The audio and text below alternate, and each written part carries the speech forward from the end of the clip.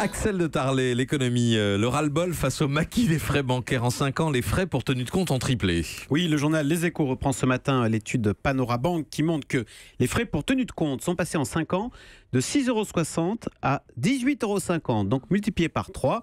Et puis tous les grands réseaux ont adopté ces frais pour tenue de compte, ce qui n'est pas banal puisque ça consiste à facturer le fait d'être client. Il y a peu de professions qui vous facturent ainsi chaque année simplement parce que vous êtes client chez eux. Alors il faut dire que les banques ont un avantage décisif en matière de facturation.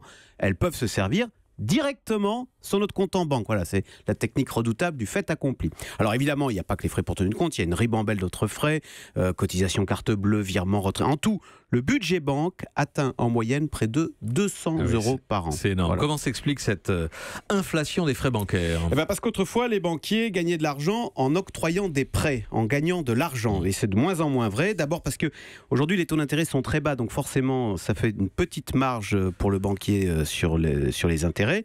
Et puis il y a une deuxième raison qui est plus fondamentale, ce sont les nouvelles normes bancaires qui ont été mises en place au lendemain des faillites de 2008. On a demandé aux banques d'être beaucoup plus prudentes dans leur gestion. Alors prudent, ça veut dire quoi ? Ça veut dire faire moins de crédit, ce qui est très risqué, on peut ne pas vous rembourser. En revanche, ne pas hésiter à facturer le client pour le moindre service, ça c'est sans risque et ça rapporte beaucoup. Pourquoi la concurrence ne joue-t-elle pas ? Les banques en ligne sont moins chères, non ?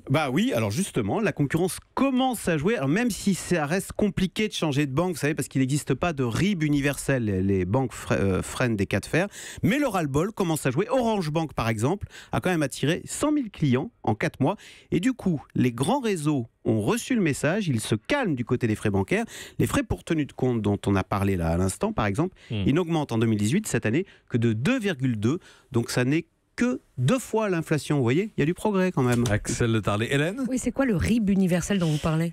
Quand vous changez d'opérateur télécom, vous gardez votre même numéro de téléphone, c'est pratique. Quand vous changez de banque, vous devez changer de RIB et donc informer EDF, etc. Et donc la grande idée qu'on voudrait faire passer aux banques, c'est qu'on ait un RIB et qu'on le garde toute sa vie, de même qu'on garde le même numéro de téléphone. Ça serait beaucoup plus simple ça serait pas mal. Pour changer de banque.